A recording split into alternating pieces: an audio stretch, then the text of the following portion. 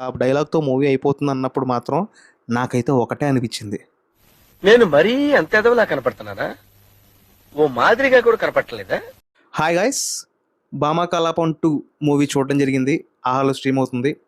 So, ఆ movie ఎలా ఉందంటే నాకైతే ఒక వన్ టైమ్ వాచబుల్ మూవీలా అనిపిచ్చింది. ఇది 2022లో రిలీజ్ అయిన 'భామా కలాపం' అనే మూవీకి సీక్వెల్‌గా వచ్చింది. సో, ఇదొక టిపికల్ హౌస్ వైఫ్ స్టోరీ అనమాట. రొటీన్‌గా సాగే ఒక రెగ్యులర్ క్రైమ్ కామెడీ థ్రిల్లర్. ఇకపోతే ఈ మూవీలో యాక్టర్స్ పర్ఫార్మెన్స్ విషయానికొస్తే ప్రియమణి గారు యాజ్ యూజువల్ ఆవిడ ఆల్రెడీ ఒక నేషనల్ అవార్డ్ విన్నర్ అనమాట. సో, ఈ మూవీలో ఆల్రెడీ 'భామా కలాపంలో' ఆల్రెడీ తను ప్రూవ్ చేసుకున్నారు. అదేవిధంగా ఈ మూవీలో కూడా ఆవిడ చాలా బాగా యాక్ట్ చేశారు. నాకైతే స్పెషల్‌గా ఈ మూవీలో బాగా నచ్చిన రోల్ ఎవరిదైనా ఉందంటే అది శరణ్య ప్రవీణ్ గారిది. ఆవిడ రియల్లీ చించి ఉతికేసారని చెప్పొచ్చు. ఎందుకంటే ఆవిడ గత సినిమాలు చూస్తే 'ఫిదా' సినిమాలో ఒక ఎల్డర్ సిస్టర్‌గా సైలెంట్‌గా ఉన్నారు. అలాగే మొన్న రిలీజ్ అయిన 'అంబాజీపేట మ్యారేజ్ బ్యాండ్‌లో' అయితే ఒక టిపికల్ వుమన్ రోల్ చేశారు. చాలా బాగా యాక్ట్ చేశారు. ఇంకా ఇక ఈ మూవీలో అయితే ఒక తుంటరి పిల్లగా చేశారనమాట. నాకైతే చాలా బాగా నచ్చింది ఆవిడ రోల్. ఈ మూవీలో పెద్ద చెప్పుకోదగ్గ సూపర్బ్ కామెడీ ఫెంటాస్టిక్‌గా మనం కడుపు చక్కలైపోయేలా నవ్వుతామని నేను చెప్పను గానీ, అక్కడక్కడ వచ్చే హిలారియస్ డైలాగ్స్ చాలా బావుంటాయి. అండ్ ప్రీ క్లైమాక్స్‌లో ఆహ్, కార్ పార్కింగ్ దగ్గర ఒక చిన్న కామెడీ యాక్షన్ సీక్వెన్స్ ఉంటది. అక్కడైతే నాకైతే బాగా వచ్చింది.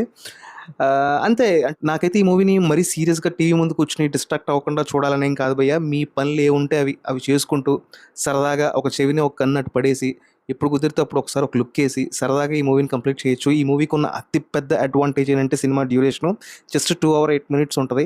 సో, మనకి ఎక్కడ బోర్ కొట్టకుండా వెళ్ళిపోతుంది. అలాగే హై అవ్వదు. అక్కడక్కడ కామెడీ సీన్స్ ఉంటాయి. చక్కగా నవ్వుకోవచ్చు. హీస్ట్ సీన్ ఉంటది. పెచ్చ కామెడీగా ఉంటది. అంటే కంప్లీట్‌గా అన్‌రియలిస్టిక్‌గా ఉంటది.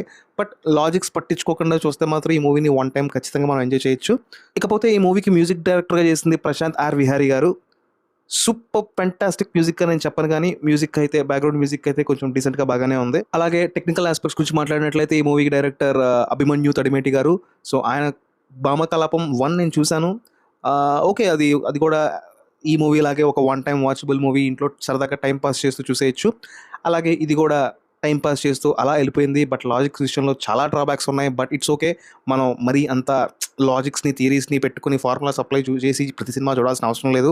సరదాగా అలా టైమ్ పాస్ చేసుకోవచ్చు. నాకంతా ఓకే గానీ క్లైమాక్స్ అంటే ఇంక క్లైమాక్స్ షాట్ అదే ఇంకా డైలాగ్‌తో మూవీ అయిపోతుందన్నప్పుడు మాత్రం నాకైతే ఒకటే అనిపిచ్చింది. నేను మరీ అంత ఎదవలా కనపడుతున్నానా? ఓ మాదిరిగా కూడా కనపడట్లేదా? అంత కామెడీగా ఉంటది భయ్యా అది. ఓకే.